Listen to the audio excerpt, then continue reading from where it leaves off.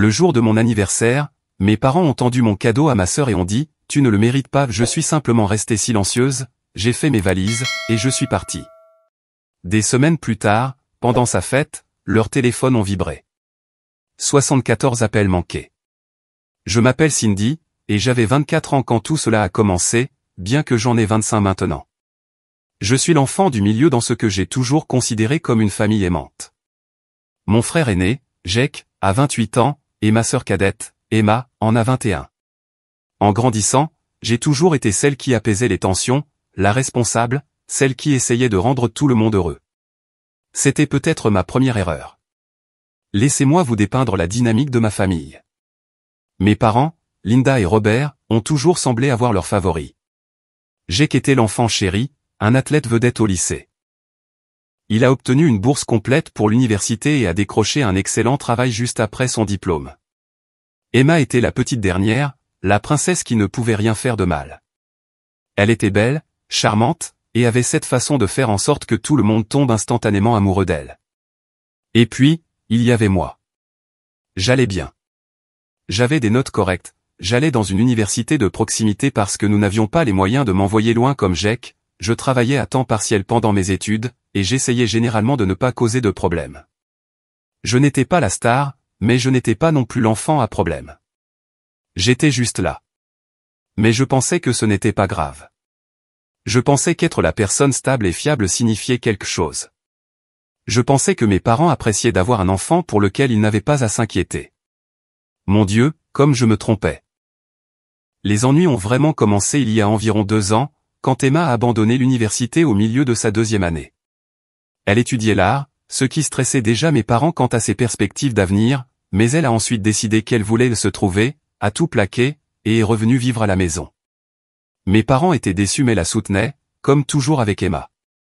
Pendant ce temps, je venais d'obtenir mon diplôme d'associé de l'université de proximité et je travaillais à plein temps dans une agence de marketing locale en tant qu'assistante marketing junior, tout en suivant des cours en ligne pour terminer ma licence. J'avais occupé divers emplois à temps partiel pendant mes études dans la vente, la restauration, le tutorat, tout ce qui pouvait payer les factures et s'adapter à mon emploi du temps. J'étais fier de moi.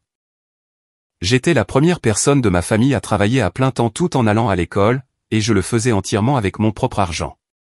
Mais d'une manière ou d'une autre, ma réussite semblait invisible à côté du voyage de découverte de soi d'Emma.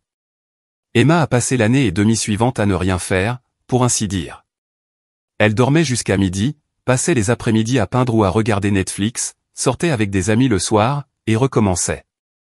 Mes parents payaient pour tout, son assurance auto, son téléphone, son argent de poche, absolument tout. Quand j'ai demandé pourquoi elle bénéficiait d'un traitement de faveur alors que je me tuais à la tâche, ils ont répondu qu'elle traversait une période difficile et avait besoin de soutien. J'ai serré les dents et j'ai continué à travailler. Je me suis dit qu'il finirait par voir que c'était moi qui avais une vie bien rangée, pas Emma. Puis est arrivé mon 24e anniversaire. Le 15 octobre, un jour que je n'oublierai jamais pour toutes les mauvaises raisons. J'avais économisé pendant des mois pour m'acheter un nouvel ordinateur portable. Le mien était en train de rendre l'âme, et j'avais besoin de quelque chose de fiable pour mes cours en ligne et mon travail. J'avais repéré ce MacBook Pro spécifique, le modèle 13 pouces avec 256 Go de stockage. Rien de trop extravagant, mais il aurait été parfait pour ce dont j'avais besoin. Il coûtait 1 800 €, ce qui était une somme énorme pour moi, mais j'avais mis de l'argent de côté pendant des mois, prélevé sur mon fonds d'urgence que je constituais en parallèle de mes économies régulières. 2 semaines avant mon anniversaire, j'ai mentionné à ma mère que je prévoyais d'acheter l'ordinateur comme cadeau d'anniversaire pour moi-même. Elle a eu une drôle d'expression et a dit « Oh, ma chérie, n'achète rien pour l'instant.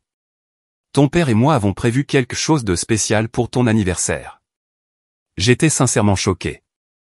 Mes parents ne m'avaient pas offert de cadeau spécial depuis des années. D'habitude, j'avais une carte avec peut-être 50 € et un dîner chez Applebee's, mais ils semblaient vraiment excités par ce qu'ils avaient prévu, alors j'ai attendu. Le matin de mon anniversaire est arrivé, et je me suis réveillé en me sentant vraiment optimiste. Peut-être que ce serait l'année où mes parents reconnaîtraient enfin tous mes efforts. Peut-être qu'ils me verraient enfin comme plus que l'enfant du milieu qui ne causait pas de problème. Je suis descendu pour trouver toute ma famille dans le salon.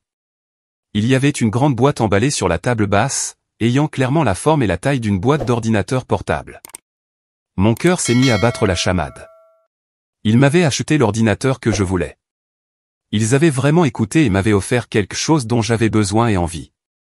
Joyeux anniversaire, Cindy, a dit ma mère, mais il y avait quelque chose d'étrange dans son ton. Elle semblait nerveuse, presque coupable. Merci, ai-je dit, en regardant la boîte. Je peux l'ouvrir? Mes parents ont échangé un regard. Mon père s'est éclairci la gorge. Cindy, nous devons d'abord te parler. J'aurais dû savoir à ce moment-là que quelque chose n'allait pas, mais j'étais encore prise dans l'excitation de penser qu'il m'avait fait ce cadeau incroyable. Emma a eu des moments très difficiles dernièrement, a commencé ma mère. Elle se sent perdue, et tu sais à quel point l'art est important pour son processus de guérison. J'ai hoché la tête, ne comprenant toujours pas où cela menait. Nous pensons que cela signifierait beaucoup pour elle si elle avait les bons outils pour poursuivre sa passion, a poursuivi mon père. Elle utilise ce vieil iPad pour faire son art numérique, mais elle a vraiment besoin de quelque chose de plus puissant. Les pièces du puzzle ont commencé à s'assembler dans mon esprit, mais je refusais d'y croire. Sûrement, il n'allait pas faire ce que je pensais qu'il s'apprêtait à faire. Emma était assise sur l'autre canapé, et elle avait cette expression sur son visage pas tout à fait suffisante, mais certainement pas surprise par ce qui allait arriver. Alors, nous avons décidé, a continué ma mère, que nous devrions plutôt donner ce cadeau à Emma. Tu t'en sors déjà si bien, Cindy. Tu as ton travail, et tu es si responsable. Emma en a plus besoin que toi. Les mots m'ont frappé comme un coup de poing. Je les ai dévisagés, attendant la chute, attendant qu'ils disent on plaisante, et se mettent à rire, mais ils ne l'ont pas fait. Vous voulez donner mon cadeau d'anniversaire à Emma, ai-je demandé, ma voix à peine plus qu'un murmure. Ce n'est pas vraiment ton cadeau, ma chérie, a dit mon père. C'est nous qui l'avons acheté, donc c'est à nous de décider qui devrait l'avoir. Et nous pensons qu'Emma le mérite plus. Le mérite. Ces mots sont gravés dans ma mémoire. Mais c'est mon anniversaire, ai-je dit, et j'ai détesté à quel point ma voix sonnait faible et pathétique. Tu as 24 ans, Cindy, a dit ma mère, et maintenant il y avait une pointe d'irritation dans sa voix. Tu es trop vieille pour te comporter comme une enfant gâtée pour des cadeaux d'anniversaire. Emma traverse une période difficile, et cet ordinateur l'aidera à constituer un portfolio pour une école d'art. Quelle école d'art, ai-je demandé. C'était la première fois que j'entendais qu'Emma voulait retourner à l'école. Emma a pris la parole pour la première fois. J'ai pensé à postuler à certains programmes, a-t-elle dit. Des programmes d'art numérique. J'ai besoin d'équipements professionnels pour monter un bon dossier. J'ai regardé mon frère, Jake, espérant un peu de soutien, mais il fixait son téléphone, voulant clairement être n'importe où ailleurs. C'est ridicule, ai-je dit, ma voix devenant plus forte. Vous m'avez dit que vous aviez prévu quelque chose de spécial pour mon anniversaire, et maintenant vous le donnez à Emma. Encore une fois. Cindy, ne sois pas dramatique, a dit mon père. Tu ne mérites pas cette attitude. Nous travaillons dur pour notre argent, et nous le dépensons comme bon nous semble. Emma a plus besoin de cet ordinateur que toi. Tu as déjà un travail. Tu peux acheter ton propre ordinateur si tu en veux un à ce point. Tu ne mérites pas cette attitude. Tu ne mérites pas d'être contrarié. Tu ne mérites pas d'avoir une attitude à propos de ton cadeau d'anniversaire qui est donné à ta sœur. J'ai regardé ma famille autour de moi. Mes parents avaient l'air agacés que je fasse des histoires. Emma semblait mal à l'aise, mais pas assez pour prendre la parole et dire que c'était mal. Jake était toujours sur son téléphone. J'ai réalisé à ce moment-là que j'avais deux choix. Je pouvais crier, pleurer et faire une crise, ce qui ne ferait que confirmer leur conviction que j'étais dramatique et capricieuse. Ou je pouvais prendre le peu de dignité qu'il me restait, et me retirer de la situation. J'ai choisi la dignité. D'accord, ai-je dit doucement. D'accord, a demandé ma mère, surprise. D'accord, donnez l'ordinateur à Emma. Ce n'est pas grave. Je pouvais voir le soulagement sur leur visage. Crise évitée. Cindy était raisonnable, comme toujours. Je suis contente que tu comprennes, ma chérie, a dit ma mère. Peut-être qu'on pourra t'emmener dîner plus tard pour fêter ça. Peut-être, ai-je dit. Je suis montée dans ma chambre et j'ai fermé la porte. Je me suis assise sur mon lit et j'ai fixé le mur pendant ce qui m'a semblé des heures. Je ne pleurais pas. J'étais au-delà des larmes. J'étais engourdi. Mais alors que j'étais assise là, quelque chose a changé en moi. L'engourdissement a commencé à se transformer en autre chose. De la clarté, peut-être, ou de la détermination. J'ai réalisé que j'avais attendu toute ma vie que mes parents me voient, me valorisent, me traitent comme si j'avais de l'importance. Et ils ne le feraient jamais. Pas parce que je n'étais pas assez bien, mais parce qu'ils avaient décidé il y a longtemps que j'étais l'enfant qui n'avait besoin de rien. J'étais si responsable et indépendante que je ne méritais pas les mêmes soins et la même attention que mes frères et sœurs. Eh bien, s'ils voulaient que je sois indépendante, j'allais leur montrer ce que l'indépendance signifiait vraiment. J'ai ouvert mon ordinateur portable, mon vieil ordinateur mourant de 5 ans que je soignais depuis des mois, et j'ai commencé à chercher des appartements. J'avais de l'argent de côté, pas seulement le fonds pour l'ordinateur, mais aussi mon fonds d'urgence que j'avais constitué. Entre les deux, j'avais assez pour une caution et plusieurs mois de loyer si je faisais attention. Je vivais chez mes parents pour économiser de l'argent en terminant mes études, mais j'avais assez pour avoir mon propre logement. À l'heure du dîner, j'avais trouvé un petit studio à environ 20 minutes de là et j'avais soumis une demande en ligne. Le propriétaire m'a appelé ce soir-là et m'a dit que, sur la base de ma vérification d'emploi et de mon score de crédit, j'étais approuvé, mais que je devais venir signer le bail et payer les cautions dans les 48 heures si je le voulais. Je suis descendu pour le dîner, et ma famille était de très bonne humeur. Emma était déjà en train de configurer son nouvel ordinateur, s'extasiant sur toutes les choses qu'elle allait créer. Mes parents la regardaient, rayonnant comme des paons fiers. « Comment est l'ordinateur, Emma ?» ai-je demandé aimablement. « Oh, Cindy, il est incroyable. Merci beaucoup de comprendre. Je sais que ça va tellement m'aider pour mon article. Merci de comprendre. Pas, je suis désolé, c'était censé être ton cadeau d'anniversaire. Pas, cette situation est nulle et je me sens mal à ce sujet. Merci de comprendre. Je suis contente qu'il te plaise, ai-je dit. Après le dîner, j'ai dit à mes parents que j'allais faire un tour en voiture pour me changer les idées. Ils ont à peine levé les yeux de l'écran où Emma jouait avec son nouveau MacBook Pro. Je suis allé voir l'appartement. Il était petit mais propre, dans un quartier sûr, et dans mon budget. J'ai signé le bail et payé les cautions sur le champ. Au cours des 3 jours suivants, j'ai discrètement commencé à déménager mes affaires.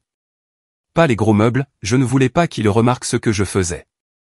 Mais j'ai déplacé mes documents importants, mes vêtements, mes objets personnels, tout ce qui comptait vraiment pour moi. Mes parents n'ont rien remarqué. Ils étaient trop occupés à aider Emma à installer son atelier d'art au sous-sol et à parler de son brillant avenir. Le jeudi soir, 3 jours après mon anniversaire, j'ai chargé le reste de mes affaires dans ma voiture. J'ai écrit une lettre et l'ai laissée sur mon lit. La lettre disait « Maman, papa, Jake et Emma, au moment où vous lirez ceci, je serai parti. J'ai emménagé dans mon propre appartement. Je veux que vous sachiez que ce n'est pas à propos de l'ordinateur. C'est à propos du fait que vous avez donné mon cadeau d'anniversaire et m'avez dit que je ne méritais pas d'être contrarié à ce sujet. C'est à propos du schéma de comportement qui a mené à ce moment. J'ai passé toute ma vie à essayer d'être la bonne fille, celle dont vous n'aviez pas à vous soucier. J'ai travaillé à plein temps tout en allant à l'école, j'ai tout payé moi-même, je n'ai jamais demandé d'aide, je n'ai jamais causé de drame, et d'une manière ou d'une autre, cela a fait de moi l'enfant qui méritait moins, pas plus. Vous m'avez dit que je ne méritais pas de choses parce que je suis responsable et indépendante. Eh bien, vous avez raison sur une chose, je suis indépendante. Assez indépendante pour ne pas avoir besoin dans ma vie de gens qui ne me valorisent pas. N'essayez pas de me contacter. Quand vous déciderez que je compte vraiment pour vous autant que Jake et Emma, vous saurez où me trouver. D'ici là, j'en ai fini d'être invisible dans ma propre famille. Cindy PS Emma, j'espère que le MacBook Pro t'aidera pour ton art. Peut-être que tu pourras créer quelque chose sur ce que l'on ressent quand on prend des choses qui ne nous appartiennent pas. J'ai laissé la lettre sur mon oreiller et j'ai quitté la maison où j'avais grandi. Je ne me suis pas retourné. Les premières semaines dans mon nouvel appartement ont été difficiles, mais pas de la manière que j'attendais. Je pensais que je serais seul et triste. Au lieu de cela, je me sentais libre. Pour la première fois de ma vie, je vivais dans un espace où je comptais, où mes besoins passaient en premier, où je n'avais pas à rivaliser pour l'attention ou l'affection. Je me suis plongé dans le travail et les études sans le drame constant et l'épuisement émotionnel de ma dynamique familiale. J'avais tellement plus d'énergie pour tout le reste. Mes performances au travail se sont considérablement améliorées. J'obtenais de meilleures notes. Je dormais même mieux. Mes parents ont d'abord essayé d'appeler et d'envoyer des textos. Les messages ont commencé par de la colère, tu es ridicule et dramatique, puis sont passés à de la frustration, nous ne comprenons pas pourquoi tu fais ça, et ont finalement atterri sur de la manipulation, tu déchires cette famille. Je n'ai répondu à aucun d'eux. J'ai qu'à appeler une fois. Cindy, c'est de la folie, a-t-il dit dans son message vocal. Tu dois rentrer à la maison et arranger ça. Maman et papa sont vraiment bouleversés. Je ne l'ai pas rappelé non plus. Emma n'a pas du tout essayé de me contacter. Je n'étais pas surprise. Après environ un mois, les appels et les textos ont cessé. Je suppose qu'ils se sont dit que je finirais par revenir en rampant. Après tout, j'étais la responsable. Je ne causais pas de drame. J'allais reprendre mes esprits et m'excuser d'avoir surréagi. Mais je ne suis pas revenu en rampant. Au lieu de cela, j'ai continué à construire ma nouvelle vie. J'ai eu une promotion au travail. Il s'avère que, lorsqu'on n'est pas émotionnellement épuisé tout le temps, on est plus performant. Au cours des mois suivants, ma superviseure, Jennifer, a remarqué le changement et a commencé à me confier des projets plus stimulants. J'ai terminé mes cours en ligne et j'ai obtenu ma licence. J'ai commencé à sortir avec un gars de mon travail nommé Marcus, qui était gentil et drôle et me traitait comme si j'avais de l'importance. Pour la première fois de ma vie, j'étais sincèrement heureuse. 2 mois après mon départ, j'ai appris par des amis communs qu'Emma avait abandonné ses projets d'école d'art et parlait maintenant de devenir professeur de yoga. Le MacBook Pro prenait apparemment la poussière pendant qu'elle décidait de sa prochaine passion. Je n'étais même pas surprise. 3 mois après mon départ, ces mêmes amis m'ont dit que mes parents commençaient à se plaindre d'Emma. Apparemment, sans que je sois là pour gérer les choses discrètement en arrière-plan, ils remarquaient à quel point Emma ne contribuait pas à la maison. Qui l'eût cru? Je n'ai toujours pas repris contact. 4 mois après mon départ, quelque chose d'intéressant s'est produit. J'ai reçu un appel de ma grand-tante Hélène, la tante de ma mère, qui vivait à environ 1 heure de là. J'avais toujours aimé tante Hélène. Elle était vive d'esprit, drôle, et ne se laissait marcher sur les pieds par personne.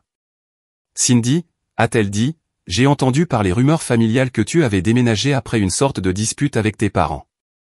Quelque chose comme ça, ai-je dit prudemment. Je ne savais pas ce qu'elle savait ni de quel côté elle était. Eh bien, je veux que tu saches que quoi qu'il se soit passé, je pense que tu es une fille intelligente de t'être installée seule. Tes parents couvent Emma depuis des années, et ça ne lui a rendu aucun service. J'étais choqué. Vous pensez ça? Ma chérie, j'observe cette dynamique familiale depuis des années. Tu es la responsable depuis que tu as 12 ans. Ce n'est sain pour personne, et surtout pas pour toi. Tante Hélène et moi avons commencé à nous parler régulièrement après cela. Elle est devenue comme une mère de substitution pour moi, quelqu'un qui était fier de mes réussites, qui s'intéressait à ma vie, qui me traitait comme si je comptais. C'est par elle que j'ai appris ce qui se passait dans ma famille. Selon tante Hélène, les choses à la maison devenaient tendues sans moi pour jouer le rôle de l'enfant responsable. Le fardeau de la paresse d'Emma pesait plus lourdement sur mes parents. Ils commençaient à la pousser à trouver un travail ou à retourner à l'école, et Emma se rebellait. Il y avait des disputes, du drame, le genre de choses que j'avais l'habitude d'absorber et de désamorcer. Ta mère m'a appelé la semaine dernière, m'a dit tante Hélène lors d'une de nos conversations. Elle commence à réaliser à quel point tu faisais beaucoup pour que cette maison fonctionne sans accroc. A-t-elle dit quelque chose sur le fait que je revienne à la maison, ai-je demandé. Elle a tourné autour du pot. Je lui ai dit que si elle voulait que tu reviennes, elle devait s'excuser pour la façon dont elle t'a traité. Vraiment s'excuser, pas juste mettre la poussière sous le tapis. Et qu'a-t-elle répondu à cela? Elle s'est mise sur la défensive. A commencé à dire que tu étais dramatique et qu'ils essayaient juste d'aider Emma. Je lui ai dit qu'elle avait élevé une bonne fille en toi, et que si elle ne pouvait pas le voir, c'était sa perte. J'adorais tante Hélène. À cette époque, quelque chose d'autre s'est produit qui a vraiment souligné à quel point ma vie avait changé.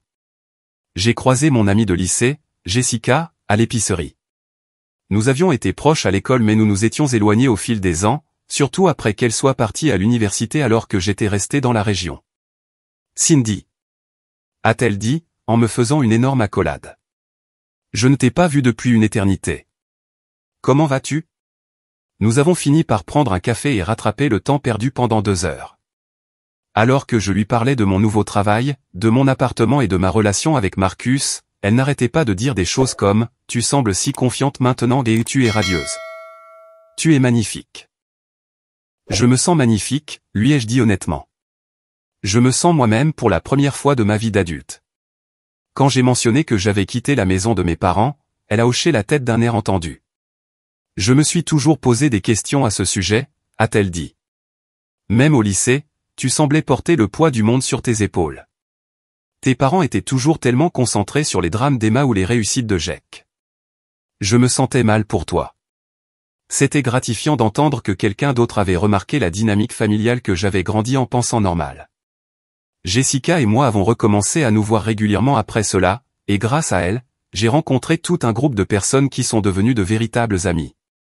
Pour la première fois de ma vie, j'avais un cercle social qui n'avait rien à voir avec mes obligations familiales. Ces nouvelles amitiés m'ont montré à quoi ressemblaient des relations saines, des gens qui s'intéressaient sincèrement à mes pensées et à mes sentiments, qui célébraient mes succès sans les comparer à ceux de quelqu'un d'autre, qui offraient leur soutien quand j'avais des difficultés sans me faire sentir comme un fardeau. Marcus a été incroyable à travers tout cela. Il ne m'a jamais poussé à me réconcilier avec ma famille, mais il n'en a jamais dit de mal non plus. Il a simplement soutenu chaque décision que je prenais et m'a aidé à avoir confiance en mon propre jugement. « Tu sais ce que j'aime chez toi ?» m'a-t-il dit un soir alors que nous nous promenions dans le parc près de mon appartement. « Tu ne te fais jamais plus petite pour mettre les autres à l'aise. Tu es simplement qui tu es. » J'ai failli en rire, car pendant la plus grande partie de ma vie, je m'étais constamment faite plus petite. Mais j'ai réalisé qu'il avait raison sur la personne que j'étais devenue. Vivre seul m'avait permis de prendre ma place dans ma propre vie. Pendant ce temps, les nouvelles de ma famille venant de tante Hélène devenaient de plus en plus intéressantes. Apparemment, mon absence avait des effets que je n'avais pas anticipés. « Ta mère m'a appelé en pleurant la semaine dernière », m'a dit tante Hélène lors d'un de nos appels réguliers. Elle a dit que la maison semblait vide sans toi. Elle s'attend toujours à te voir dans la cuisine le matin avant le travail ou à t'entendre rentrer de tes cours du soir. Elle ne semblait jamais remarquer ces choses quand j'y vivais, ai-je fait remarquer. C'est exactement ce que je lui ai dit, a dit tante Hélène avec un petit rire. J'ai dit, Linda, tu n'as pas apprécié ce que tu avais quand tu l'avais. Elle n'a pas aimé entendre ça. Tante Hélène m'a aussi dit que mes parents avaient commencé à demander à Emma d'aider davantage à la maison. Ta mère s'attendait à ce qu'elle prenne le relais et comble le vide que tu as laissé, a-t-elle dit. Mais Emma n'est pas toi, Cindy. Elle ne voit pas ce qui doit être fait pour simplement le faire. On doit le lui demander, et ensuite elle s'en plaint. J'ai ressenti une satisfaction mesquine en entendant cela. Pendant des années, j'avais assumé tellement de responsabilités ménagères qu'elles étaient devenues invisibles. Apparemment, maintenant que j'étais parti, ces tâches étaient très visibles. Ton père a mentionné qu'il ne réalisait pas à quel point tu faisais beaucoup pour que les choses fonctionnent bien, a poursuivi tante Hélène. Il a dit qu'il trouve constamment des choses à faire auxquelles il n'avait jamais pensé avant. Des factures à organiser, des rendez-vous à planifier, des tâches d'entretien dans la maison. Il s'est avéré que tu avais été la gestionnaire non officielle de la maison familiale, et personne ne l'avait remarqué jusqu'à ce que tu arrêtes de le faire. 6 mois après mon départ, Emma a apparemment commencé à sortir avec un type que mes parents n'approuvaient pas. Il était plus âgé, avait des tatouages et n'avait pas d'emploi stable. Selon tante Hélène, il y avait des disputes hurlantes à propos de sa venue à la maison. Je n'ai pas pu m'empêcher de penser à la différence de réaction de mes parents face au petit ami douteux d'Emma par rapport à leur réaction face à Marcus quand je l'ai ramené à la maison pour dîner une fois. Ils avaient été polis mais froids, lui posant des questions pointues sur ses perspectives de carrière et s'il était sérieux à mon sujet. Mais le petit ami d'Emma causait de vrais problèmes, et il se pliait en 4 pour gérer la situation délicatement afin de ne pas éloigner Emma. Le double standard était si évident que c'en était presque drôle. Quand je sortais avec quelqu'un de stable et de gentil, ils étaient méfiants et peu accueillants. Quand Emma sortait avec quelqu'un qui était clairement une mauvaise nouvelle, ils marchaient sur des œufs, essayant de ne pas la contrarier. À cette époque, j'ai aussi commencé une thérapie. J'y pensais depuis des mois, mais je m'étais toujours dit que je n'en avais pas besoin, que je gérais tout très bien. Mais Marcus a gentiment suggéré que parler à quelqu'un pourrait m'aider à digérer tout ce qui s'était passé avec ma famille. La docteure Lisa Martinez était une thérapeute familiale spécialisée dans les enfants adultes confrontés à des dynamiques familiales dysfonctionnelles. Notre première séance a été une révélation. Parlez-moi de votre rôle dans votre famille, a-t-elle dit. J'étais la responsable, ai-je dit automatiquement. Qu'est-ce que cela signifiait au quotidien, a-t-elle demandé. Alors que je commençais à énumérer tout ce que j'avais fait pour que ma famille fonctionne, servir de médiatrice dans les disputes, gérer les tâches ménagères, être le soutien émotionnel pour tout le monde, ne jamais causer de problème ni demander d'aide, la docteure Martinez a hoché la tête d'un air entendu. Cindy, a-t-elle dit doucement, ce que vous décrivez, ce n'est pas être responsable. C'est être parentifié. Vous avez été forcé d'assumer un rôle d'adulte en tant qu'enfant, prenant en charge les besoins émotionnels de vos parents et les besoins de vos frères et sœurs au lieu de voir vos propres besoins satisfaits. Le mot parentifié m'a frappé comme un éclair. Je n'avais jamais entendu ce terme auparavant, mais il décrivait parfaitement mon expérience. Je n'avais pas seulement été l'enfant responsable, j'avais agi comme un troisième parent dans la maison. Les enfants qui sont parentifiés ont souvent du mal à se sentir invisibles ou sans importance, a poursuivi la docteure Martinez. Ils apprennent que leur valeur vient de ce qu'ils font pour les autres, pas de qui ils sont en tant que personne. J'ai commencé à pleurer, là, dans son bureau. C'était comme si quelqu'un avait enfin mis des mots sur quelque chose que j'avais ressenti toute ma vie mais que je n'avais jamais compris. Au cours des mois suivants, la thérapie m'a aidé à comprendre tellement de choses sur ma dynamique familiale et mes propres schémas. J'ai appris des concepts comme l'enfant chéri, le bouc émissaire et l'enfant perdu, et différents rôles que les enfants adoptent dans les familles dysfonctionnelles. Emma était clairement l'enfant chéri. Jake était celui qui avait réussi et s'était échappé.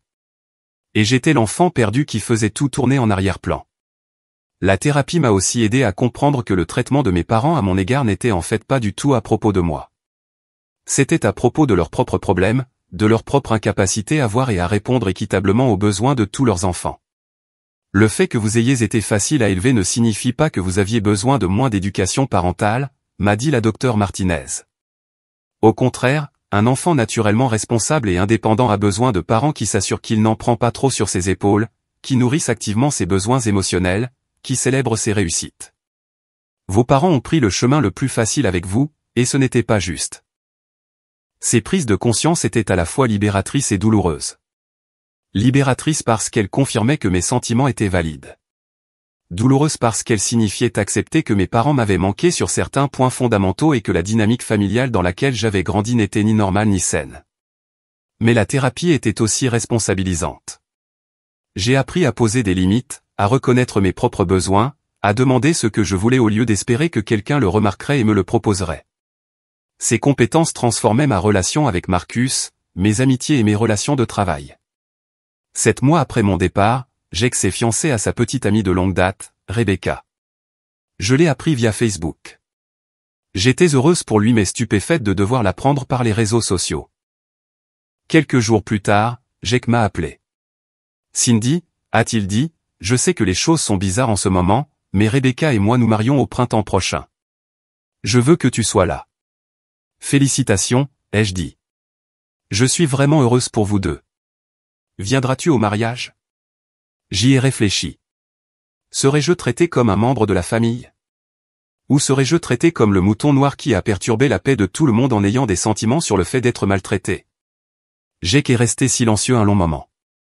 Je pense que maman et papa commencent à réaliser qu'ils ont tout gâché. Commencent à réaliser. Ça fait 7 mois, Jake. Je sais. Mais peut-être que cela pourrait être une chance de réparer les choses. Ce n'est pas à moi de réparer les choses, ai-je dit. Ce n'est pas moi qui ai donné le cadeau d'anniversaire de quelqu'un en lui disant qu'il ne méritait pas d'être contrarié. Tu as raison, a dit Jake doucement. Tu as absolument raison.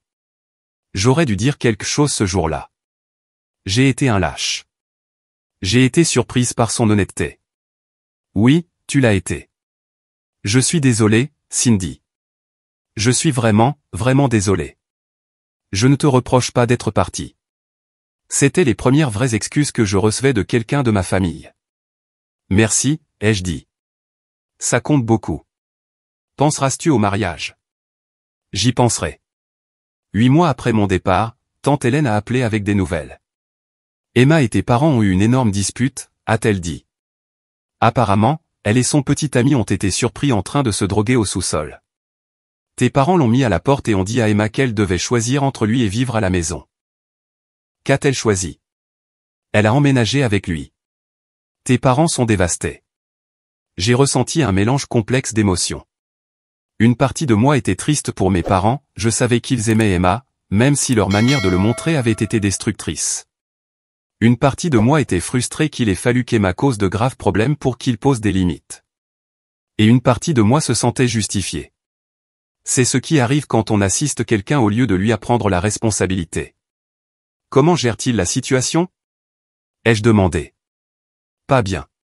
Ta mère n'arrête pas de dire qu'elle ne comprend pas comment ces deux filles ont fini si loin d'elle. Ces deux filles, ai-je dit, incrédule. Comme si ce qui s'est passé avec Emma et ce qui s'est passé avec moi était la même chose. Ne voit-elle vraiment pas la différence? Tu vois, je pense qu'elle commence à la voir, a dit tante Hélène. Mais tu connais ta mère. Elle n'aime pas admettre quand elle a tort. 9 mois après mon départ, j'ai reçu un texto de ma mère. Une seule ligne, tu me manques. J'ai fixé le message pendant un long moment. Une partie de moi voulait répondre, le prendre comme une ouverture pour reconstruire notre relation. Mais je connaissais ma mère. Je savais que tu me manques n'était pas la même chose que j'ai eu tort ou je suis désolé. C'était une tentative pour que je revienne sans qu'elle ait à reconnaître ce qui m'avait poussé à partir. Je n'ai pas répondu. 11 mois après mon départ, j'ai reçu l'appel qui a tout changé. C'était un mardi soir, début septembre. J'étais à la maison avec Marcus, en train de cuisiner et de rire de quelque chose de stupide qu'un de nos collègues avait fait ce jour-là. Nous étions heureux, vraiment, sincèrement heureux. Mon téléphone a sonné. C'était tante Hélène, et sa voix semblait bouleversée.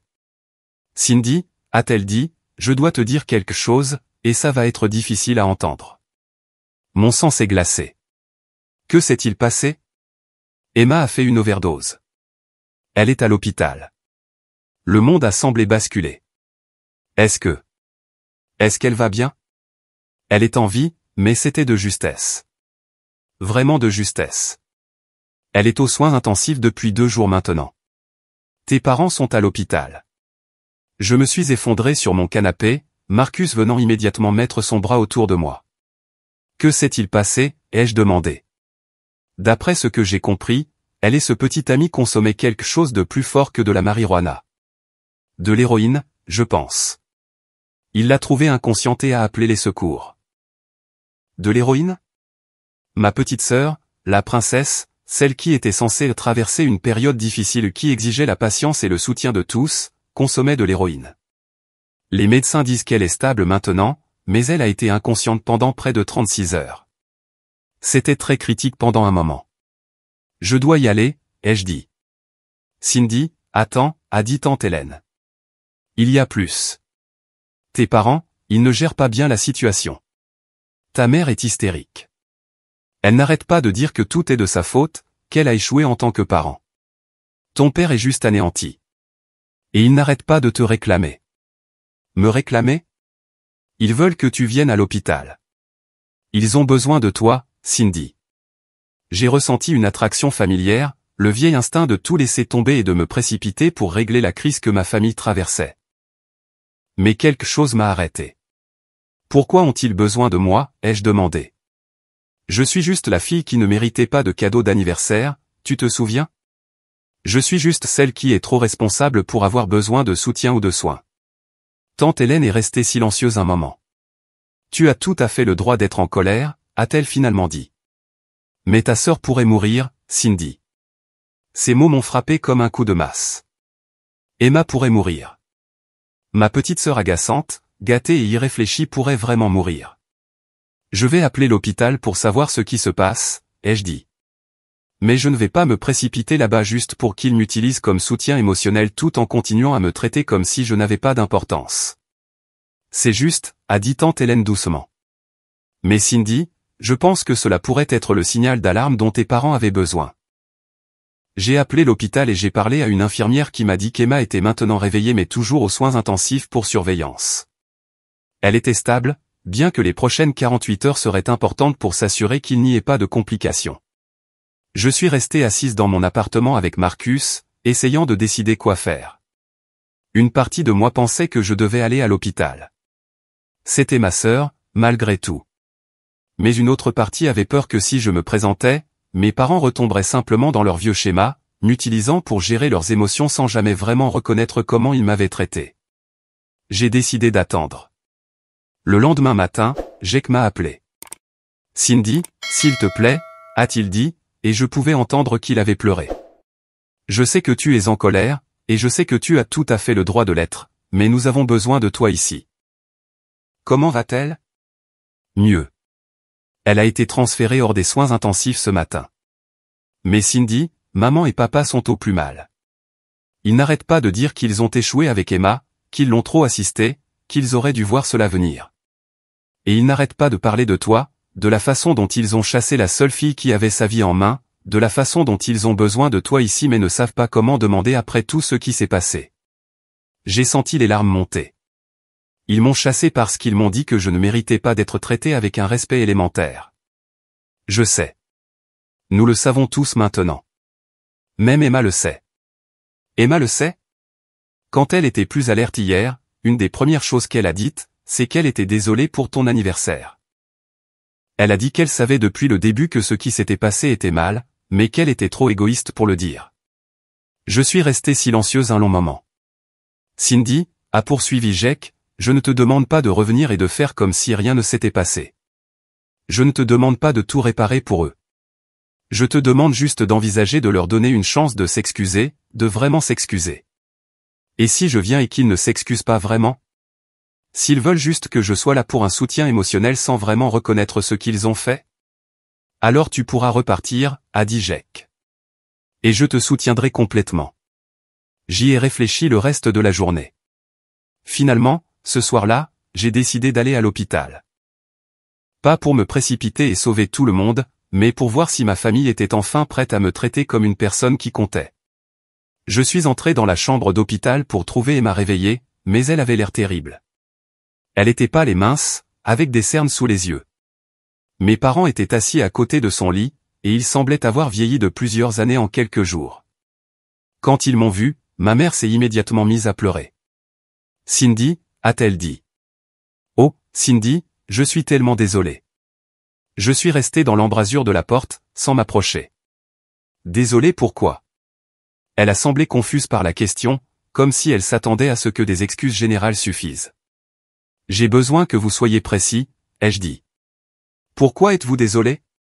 Mon père a pris la parole. Nous sommes désolés pour la façon dont nous t'avons traité. Pour avoir pris ton cadeau d'anniversaire et l'avoir donné à Emma, pour t'avoir dit que tu ne méritais pas d'être contrarié à ce sujet. C'était un début, mais j'avais besoin de plus. Et ai-je encouragé? Et pour des années à te traiter comme si tu comptais moins que tes frères et sœurs, a dit ma mère à travers ses larmes.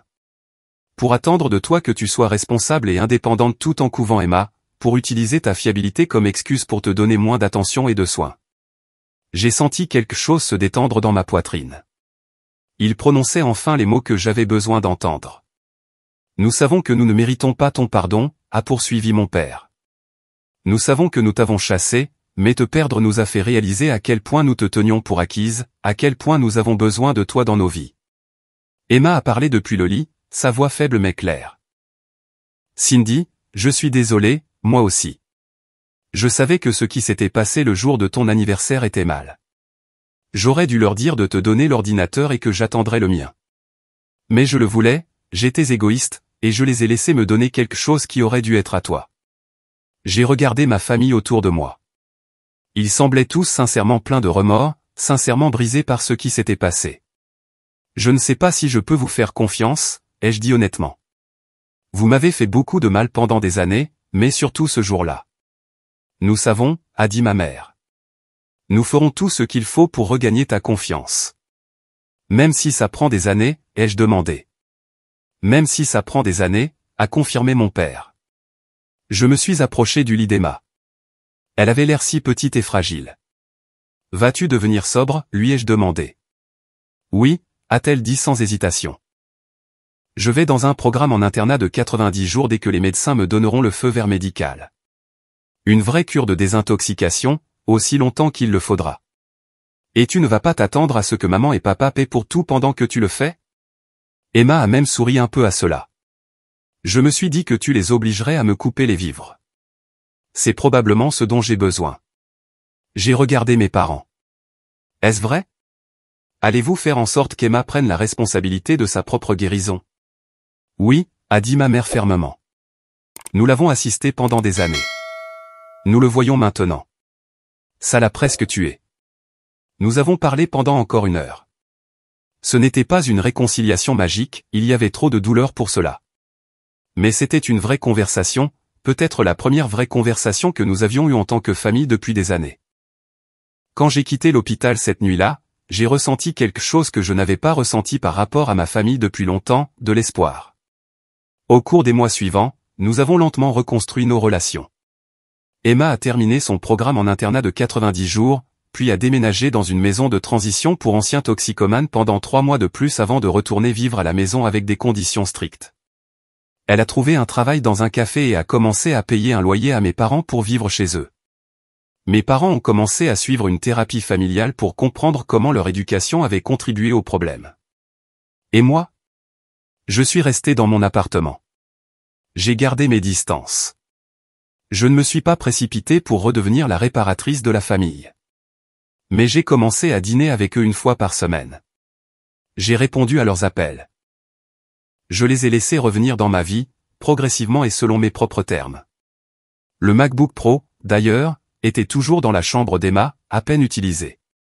Pour mon 25e anniversaire, presque exactement 1 an après l'anniversaire qui a tout changé, mes parents me l'ont donné avec une carte qui disait « Ceci aurait dû être à toi depuis le début. Nous sommes désolés qu'il nous ait fallu si longtemps pour réaliser que tous nos enfants méritent d'être traités avec amour et respect. » Emma avait ajouté son propre mot « J'espère qu'un jour je pourrai être aussi forte et indépendante que toi. Merci de ne pas m'avoir abandonné, même quand je ne méritais pas ta loyauté. Je ne vais pas mentir et dire que tout est parfait maintenant. Les relations familiales sont compliquées, et il faut du temps pour guérir des années de blessures. Mais nous sommes dans une bonne situation. Emma est sobre depuis plus d'1 an maintenant et parle de retourner à l'école, cette fois avec un plan réaliste et son propre financement. Mes parents ont appris à traiter tous leurs enfants comme des individus avec leurs propres besoins, méritant un respect égal. Et moi? J'ai appris que parfois, il faut être prêt à perdre sa famille pour se sauver soi-même. Parfois, il faut montrer aux gens à quoi ressemble la vie sans vous pour qu'ils réalisent ce que vous apportez à leur vie. J'ai aussi appris que je suis plus forte que je ne l'aurais jamais cru, que je peux construire une vie qui me rend heureuse avec ou sans l'approbation de ma famille. Mais surtout, j'ai appris que je mérite mieux que d'être invisible dans ma propre famille. Et maintenant, enfin, ils le savent aussi. Les 74 appels manqués? Ils sont arrivés la nuit où Emma a fait son overdose, quand mes parents ont soudainement réalisé que la fille qu'ils avaient tenue pour acquise était celle dont ils avaient le plus besoin. Au moment où je les ai vus, il était trop tard pour répondre. Mais peut-être que c'était mieux ainsi. Peut-être qu'ils avaient besoin de faire face à la réalité de ce qu'ils avaient perdu avant de pouvoir vraiment apprécier ce qu'ils essayaient de récupérer. Parfois, la meilleure vengeance n'est pas dramatique ou immédiate. Parfois, c'est simplement de bien vivre sans les gens qui ne vous appréciaient pas, jusqu'à ce qu'ils réalisent ce qu'ils ont perdu.